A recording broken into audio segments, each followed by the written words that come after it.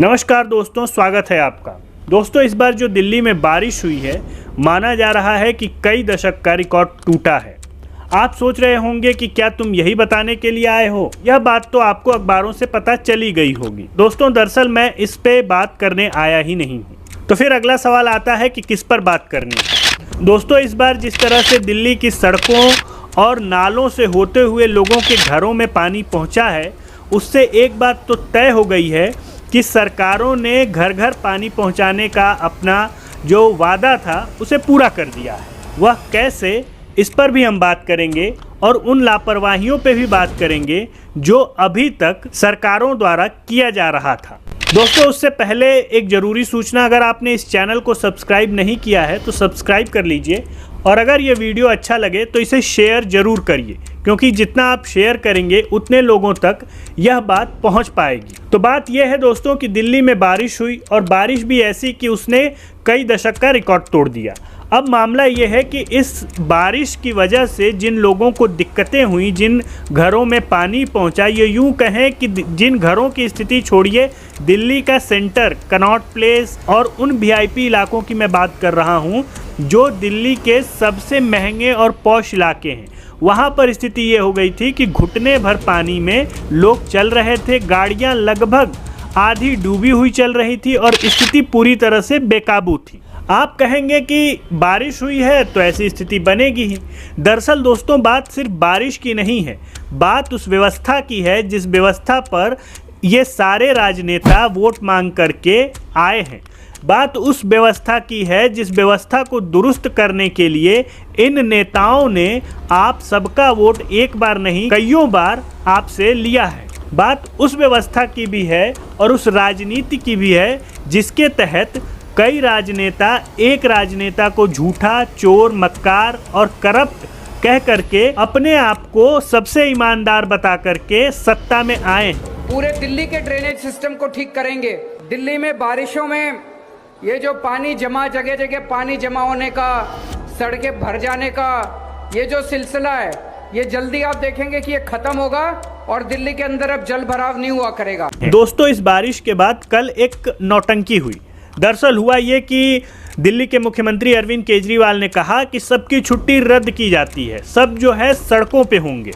अच्छी बात है, ऐसा होना भी चाहिए, क्योंकि आपके लोगों को ये महसूस होना चाहिए कि आपने जो वादा किया था उसको आपने पूरा नहीं किया और किन परिस्थितियों से लोग जो है आज दो चार हो रहे हैं। लेकिन सबसे बड़ी बात तो यह है कि जिस तरह से यह हमेशा अपने मातहतों को, या यूं कहें कि अपने करीबियों को हर वक्त संकट में डाल देते हैं, वही कुछ स्थिति कल भी देखने को मिली। सवाल दोस्तों ये है कि क्या अरविंद केजरीवाल को ग्राउंड पे नहीं जाना चाहिए था? क्या उनकी भी तस्वीरें आपने घुटने भर पानी में डूबे हुए या लोगों से बात करते हुए देखा? नहीं देखा होगा। आप सोच रहे होंगे कि अरविंद केजरीवाल क्यों बात करें। दरअसल कौन सा मुख्यमंत्री बात करता है, यह भी बात आपकी सही है। लेकिन जब हम बात कर रहे हैं अरविंद केजरीवाल की, तो अरविंद केजरीवाल इस देश में राजनीति के नए प्रयोग हैं, वो खुद भी कहते हैं।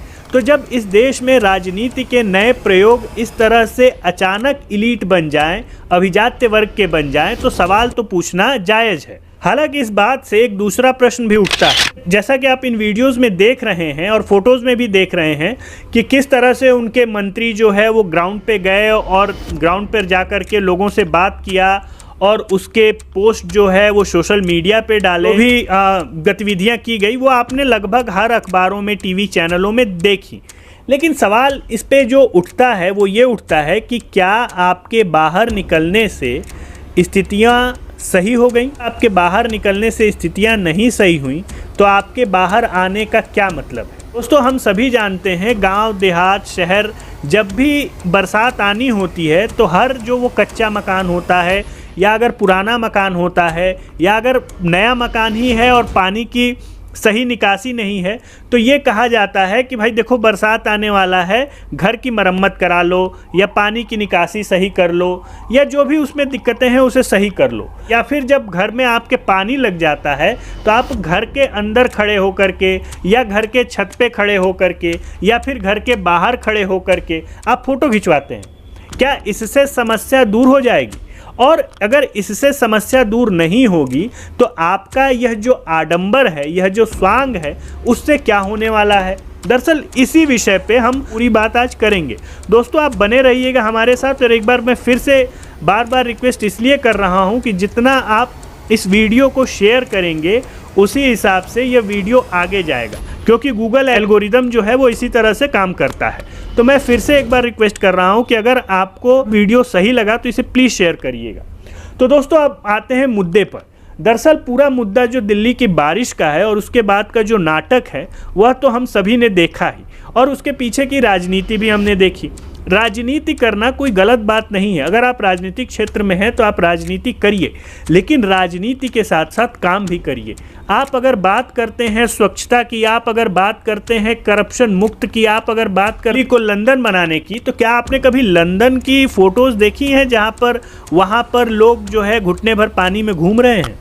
क्या आपने अमेरिका में कोई ऐसी फ़ोटो देखी है? याद करिए अरविंद केजरीवाल की वो बात कि उन्होंने कहा था कि आप दिल्ली को मुझे सौंप दीजिए, मैं इसे 5 साल में लंदन बना दूंगा। लंदन तो छोड़िए, 10 साल हो गए भाई साहब, दिल्ली दिल्ली ही नहीं रही।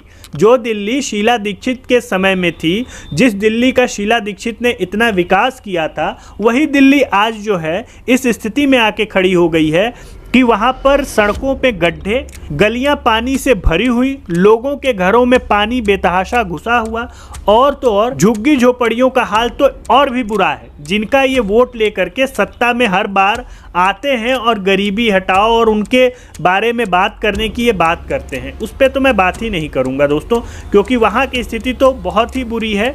और हर व्यक्ति झुग्गी झोपड़ियों वालों से वोट लेकर के जिस तरह से उनके लिए काम नहीं करता है, यह अपने आप में इस स्वस्थ लोकतंत्र के लिए तो सही नहीं है, क्योंकि वह भी लोकतंत्र का हिस्सा है और इन लोगों को काम करना चाहिए। दोस्तों दूसरा वीडियो देखिए। में बाढ़ का खतरा है, इसको 2 फैक्टर्स से देखना पड़ता है। एक तो ये कि दिल्ली के अपने अंदर कितनी बारिश हो रही है, और दूसरा दिल्ली में बाढ़ का खतरा जो है वो केवल दिल्ली की अपनी बारिश पे कम डिपेंडेंट है।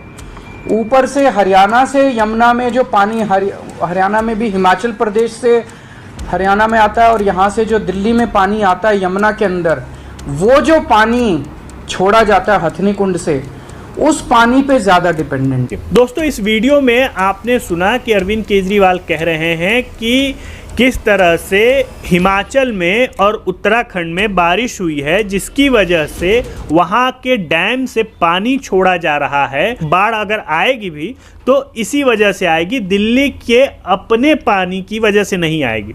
चलिए मुख्यमंत्री जी मान लेते हैं कि आपकी बात 100 आने सत्य है, तो दिल्ली में जो अभी स्थिति बनी हुई है उसका जिम्मेदार कौन है? रही बात तो पहाड़ों से जो पानी आता है उसकी वजह से बाढ़ आती है, यह क्या आपने नया बता दिया? यह पूरे देश की स्थिति है दोस्तों। सभी पढ़े लिखे वर्ग से आते हैं, जो भी लोग देख रहे होंगे इस बात को समझ रहे होंगे। और क्या याद करिए कि बिहार में जो बाढ़ आता है, क्या बिहार के पानी की वजह से आता है? यूपी में जो बाढ़ आता है वो क्या यूपी के पानी की वजह से आता है? अरे भैया वो पहाड़ों से ही आया हुआ पानी होता है, जो गंगा या यमुना से होते हुए मैदानी इलाकों में फैलता है और फिर बाढ़ आता है।